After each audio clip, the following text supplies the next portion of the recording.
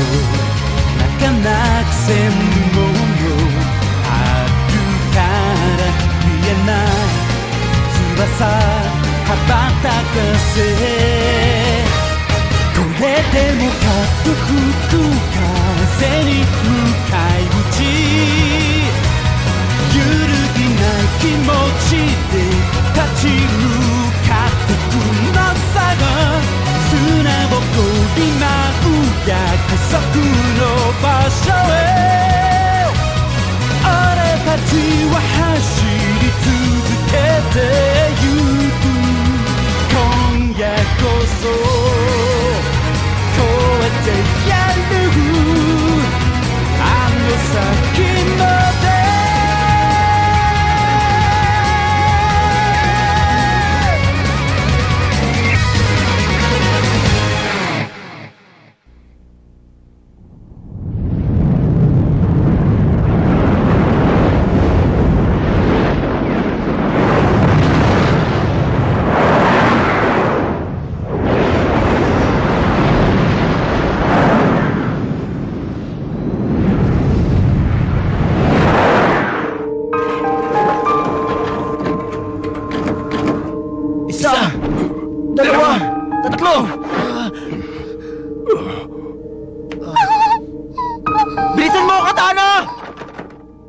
Masama to. Wala pala tayong dinalang anesthesia. Ano? Paano na to? Kailangan nating tanggalin ang bala sa likod niya kundi sigurado matutuluyan na siya. Gawin niyo na. Huwag na kayong maghanap ng gamot. Gawin niyo na. Pero mister... Huwag niyo akong alalahanin. Basta gawin niyo.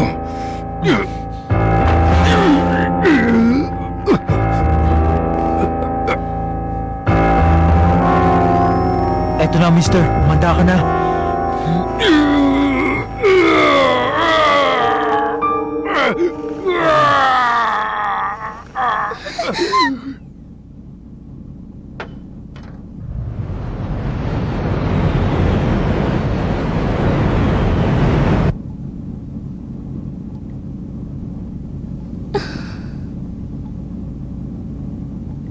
Tapos na ang misyon. Huwag ka munang pasiguro. Wala na tayong magagawa. Pinag-aaralan kung daan natin. Base rito sa lokasyon natin ngayon, makakarating tayo doon sa planetang Graceland para makita ton sumabog.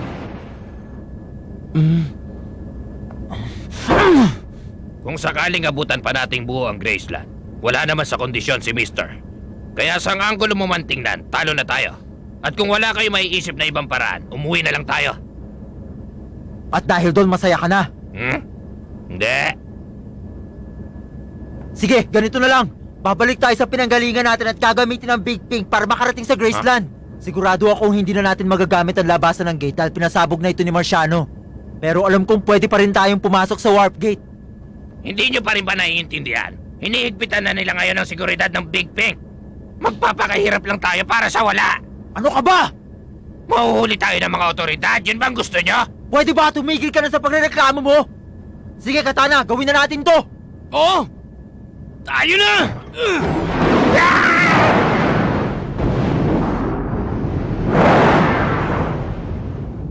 Tuluyang nasira ang Gate 5! Damage report!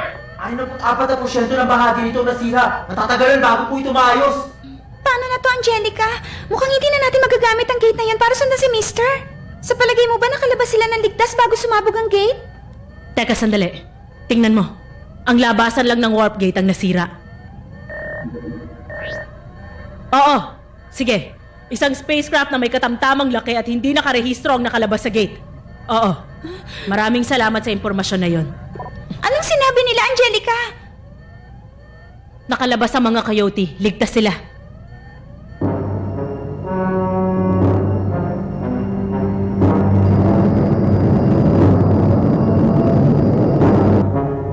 Nagawa po namin kontrolin ang mga warp gate dito sa Pretty Red Space Station! Kayong gagalaw, ha? Pwede na po pasabugin na! Enerhiya na sa 70%. Tapos na! Pwede na mong gamitin ang armas! Magaling. Ngayon na!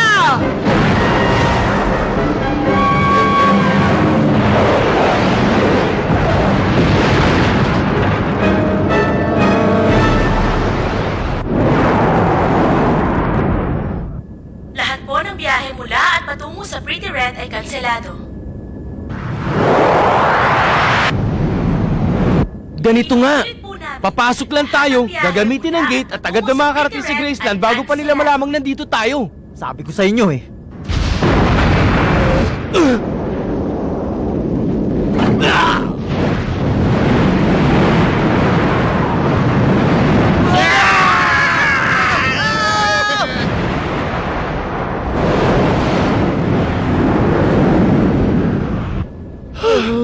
Pambira! Tingnan nyo! Ha?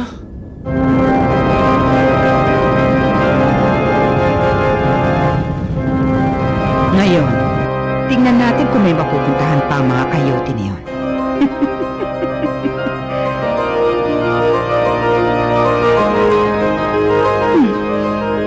Babalikin nyo na ang lahat ng mga tauhan natin dito sa sasakyan at magtungo tayo sa warp gate ng Graceland ngayon din. Walang dapat na pumigil sa atin kahit sino. Sisiguraduhin ko yon. Sabihin nyo sa control tower na buksan ang warp gate. Magpadali kayo! Ano na naman ang nangyari doon? Siguradong kagagawan niya ni Marciano. Wala siyang pakialam kahit na mapahamak ang mga sibilyan. Paano ba niya tayo nasusundan? Sabi sa inyo, tapos na tayo eh. O bakit? Meron ba akong maling sinabi? Kanina ka ba ha? Hindi ko maintindihan kung bakit ayaw nyo pang aminin. Tapos na ang mission natin. Kahit na ano pa sabihin mo, hindi pa rin tayo dapat sumuko! Pasensya na. Nakakabala ba ako sa pag-uusap nyo? Mister? O ano, tapos na ba kayo? Kumusta ka na? Ayos ka lang ba? Ayos lang. Sa palagay ko, dapat nagpapahinga ka lang muna. Kung aabusuhin mong katawan mo, baka mas lalo kang mawala ng silbi. Kung tutuusin kasi, hindi na rin tayo makakarating doon sa tamang oras. Ganun nga ba, Katana? Tama siya. Kung wala tayong magagamit ng warp gate, makakarating tayo sa Graceland sa araw mismo na nakatakdang ihulog ang bomba para pasabugin to. Yun ang totoo. Nakita mo na? Kaya mabuti pa, magpahinga ka na lang at magpagaling hanggat gusto mo. Tapos na ang misyon. Tumahimik ka nga, Swamp. Sa wakas, hindi na nakakabagot ang pakikipagsapalaran ito. Tama ka! Ha? Pero bakit? Sandali lang, may naisip ka bang ibang plano? Ang totoo kasi... Hindi ko pa alam ang gagawin. Pero meron pa naman tayong pag-asa, hindi ba? Maaari pa kasi magkasundo ang pamunuan ng mga planeta at matapos ang digmaan. Malay natin, kailan pala ang bombang dadali nila ron para takutin ang mga nagre-rebelde. Posible nga rin sadyain nilang hindi makarating doon sa tamang oras. Ibig mong sabihin, aasa tayo na magkaroon ng himala? Napakahina talaga ng loob mo. Bago niya pasukin ang Gigabanks, wala rin kasiguruhan si Bruce na magtatagumpay siyang nakawan ng pera ang Central Bank. Bakit di muna natin subukan? Yun ang gagawin niya kung buhay pa siya. Dahil ganong klaseng lalaki ang hari ng mga pirata. Totoo na marami tayo nasasalubong ngayon na problema. Pero wala ito kumpara sa mga pagsubok na kinailangang pagdaanan ni Bruce. Pinagtyagaan niyang pag-aralan at lutasin ang bawat isa sa mga problemang nakita niya. At napanood natin yon sa pamamagitan ng kwintas niya. Tama ka ron. Pero oras ang kalaban natin dito. Huwag mong kalilimutan yon. Nung pinaplano pa lang ni Bruce na pasukin ng Gigabanks, hindi niya magawang sabihin ito sa kahit na sino. Swerte tayo at hindi natin problema yon. Pero alam ni Marciano ang gusto natin gawin at balak niya tayong tapusin. Pero pwede tayo humingi ng tulong. Sandali lang ha, pero masyado ka naman yatang kampante, mister. Pati ba naman ikaw? Naniniwala ka na may pag-asa tayo, hindi ba? Aminin mo. Pinipilit mo rin mag-isip ng paraan kanina kahit mukhang wala na tayong pag-asa.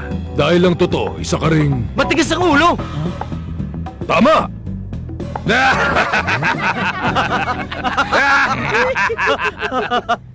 Hindi na gumagana ang gates 1 at 2! Ipakita niyo sa akin ang damage reports ngayon na! Anong gagawin natin ngayon, Angelica? Kamusta ka dyan sa loob? Mukhang ayos ka pa naman. Angelica!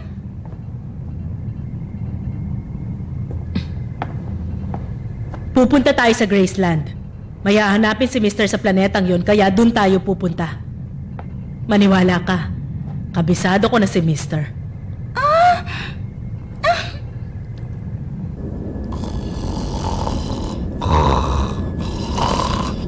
Grabe, ang tibay talaga ng matandang to.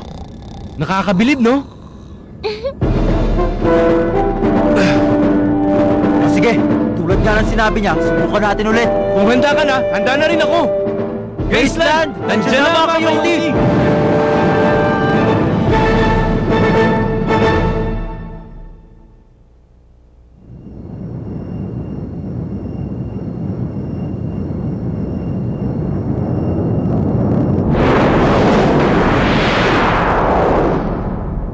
Sunod-sunod mong igalaw ang mga daliri mo simula sa hintuturo. Opo. Sige, magaling. Ngayon naman, subukan natin ang isang typing test. I-type mo kung anong nakikita mo.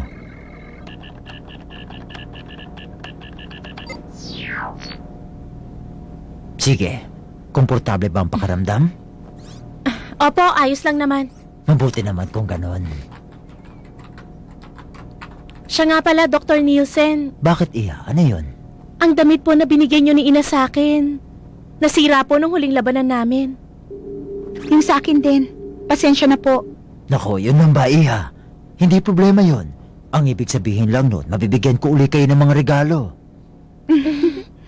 Mamili na lang tayo ng mga gamit nyo pagkatapos ng trabaho nyo sa Graceland. Opo, Doktor.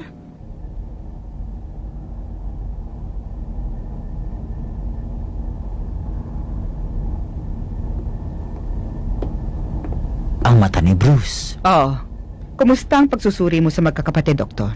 Wala naman ako nakitang problema. Mabuti naman. Mahusay. Alam mo, hindi magiging madali ang paghahanap sa kayamanan ni Bruce. Kung sa bagay, hindi siya tinawag na hari ng mga pirata ng walang dahilan. Isa lang siyang mangmang. Ano bang naging saysay ng paghihirap niyang makuhang perang yon kung mamamatay lang siya sa huli? Sa naaalala ko, ikaw ang tumapos sa kanya. Pinagsisisihan mo ba yon? Magsisisi? Kalokohan yun. May mga bagay kaming hindi naayos bago ko siya iniligpit. Doon lang ako nanghihinayin, Doktor. At yun ang dahilan kung bakit tayo pupunta sa Graceland. Anong mga bagay yon? Kanino ka ba talaga dapat nakapagtuos? Kay Bruce? O sa iyong sarili, Madam Marciano? Mukhang nandito na tayo. Kailangan na nila ako rin sa taas. Dr. Nielsen. Sayang. Niloloko lang niya ang sarili niya. Maraming sasakyan na nakabang sa Graceland Gate. Layo, 2,000 metro. Isang battleship at 12 cruisers. Sinusuri na po namin ang namataang battleship. El Dorado class. Ang sasakyan ng Hunter. Ang Hunter? Pwes hukbo sila ng guild. Transmission mula kay Hunter Bennett. Tatanggapin po ba natin? Anong problema, April? Ina, sinusubukan tayong tawagan ni Hunter Bennett. Tatanggapin po ba namin? Ano? Sigurado ba kayong si Hunter Bennett?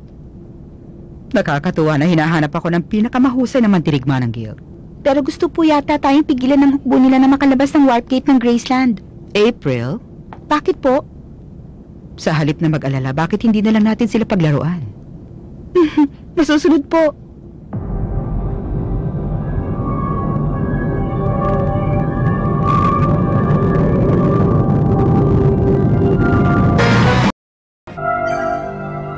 Matagal na tayong hindi nagkikita, Madam. Sangayon ako, Hunter. Napakatagal na nga. Makisig ka pa rin tulad ng dati. Hindi na kailangan ng ganyang papuri. At wala pa rin kapantay ang pamamaraan mo ng pakikipaglaban tulad ng dati. Itong nangyaring pagtugis mo sa mga coyote kanina lang ay talaga namang kahanga-hanga. Talaga? Sigurado nga tulad mong tuso at matalino ay hindi na kailangan ng mahabang paliwanag kung bakit ako nandito. Inutusan ng aking hukbo na hanapin at hulihin ka. At pinahintulutan kami ng criminal guild na ibalik ka sa kanila, buhay man o patay. Nangihinayang lang ako na makapaglaban sa itinuturing kong kapatid sa guild. Magkapatid sa guild? Sumama ka na lang sa akin at sumailalim sa paglilinis. Alam mo na siguro ang mangyayari kapag tumanggi ka sa ipinag-uutos nila, Madam. Marunong ka na rin palang mamuliti ka ngayon, Hunter. Oo, natutunan ko yun sa'yo. Kumusta nga palang yung asawa? Mabuti naman. Nabalitaan kong isinilang niyang anak mo nung 1 taon. Tama. Sigurado ka bang ligtas sila? Ano? Habang nagsasayang ka ng oras dito, maaari kong utusan ang mga tauhan ko na dalawin ang iyong mag-ina.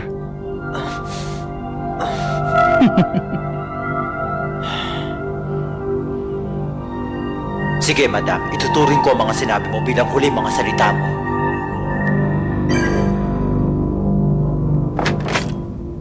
Ito si Marcian. Makinig kayong lahat sa akin. Ang sasakyan na ito at lahat ng mga nakasakay rito ay kailangan makipaglaban uli upang makarating sa Graceland. Kayong mga naging tapat sa akin at totoong sumasabuhay sa mga prinsipyo ng isang tunay na criminal guild.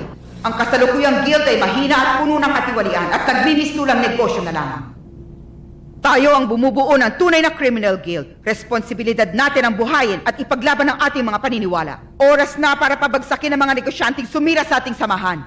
Ipakita natin sa huwad na guild na yan ang tunay na kahulugan ng kapangyarihan.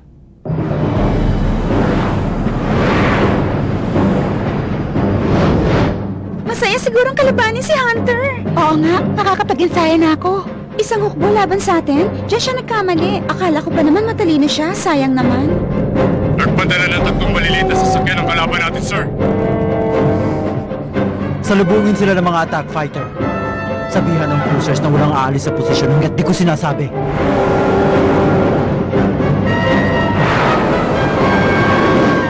Hinangaan kita noon dahil sa taglay mong husay sa pakikipagdigma, madam. Pero ang hamunin ng aking hukbo sa isang labanan na walang katulong kundi 3 maliliit na sasakyan ay matatawag na kabaliwan. Hindi ko tuloy maiwasang maawa sa iyo ngayon. O paano? Mauna na ako sa inyong dalawa. Teka, ang daya nito.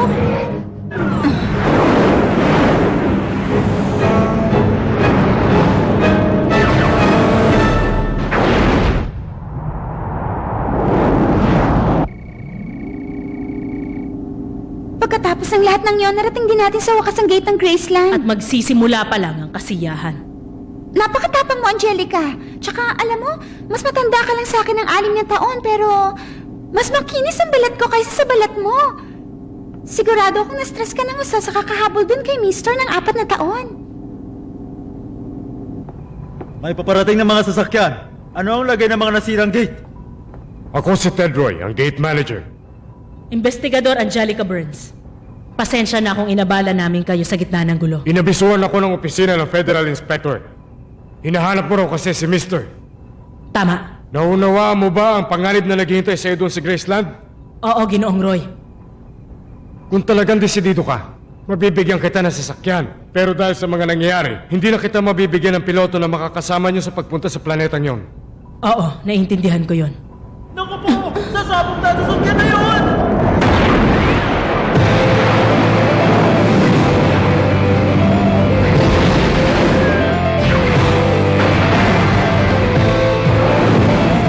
Pagwalo na yun! Nakawalo na rin ako. Hindi mo pa rin ako matatalo.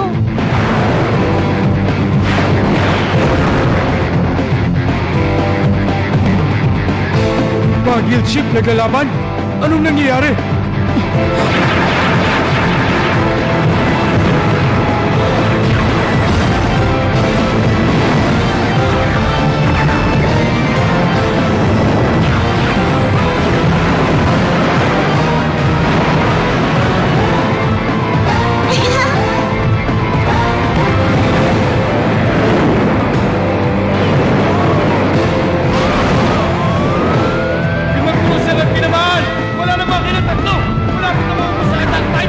Hindi! Sino mga mandirigma na yun? Kailangan mo lang ang palapit sa atin! Pasabugin yan! Ngayon na!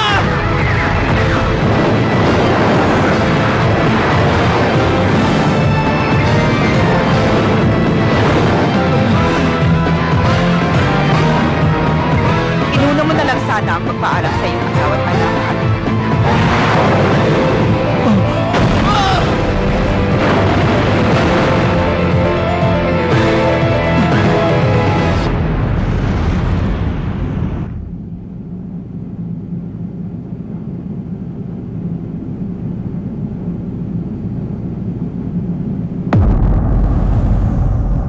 Ang Graceland.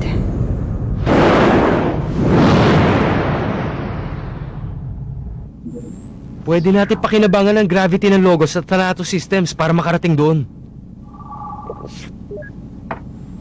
At kung palalakasin pa natin ang makina paglabas natin sa Ark, siguradong bibilis pa ang takbo natin. Pagkatapos, sa palagay ko mapapabilis ang biyahe natin ng higit kumulang kalahating araw. Pero hanggang doon na lang. Pwede na yun sa akin. Ha? Sabi ko sa inyo may paraan pa, di ba? Gising ka na pala! magpahinga ka na lang muna. Ha! Hindi ako mapakali ng walang ginagawa. Alam niyo na rin ba ang susunod nating gagawin? Oo. Ang natitirang paraan na lang ay ang pigilan ng paghulog ng bomba sa Graceland. Akin na nga yan! Tigilan mo na ang pag-inom nito. Masama to sa'yo. Yun ang akala mo, Franca. Oo, no, Bruce. Mukha nga siniseryoso niya ng bagay nito. Marahil pinapanood mo kami mula sa kung saan ka man naroroon. Pareho natin silang bantayan hanggang sa uli.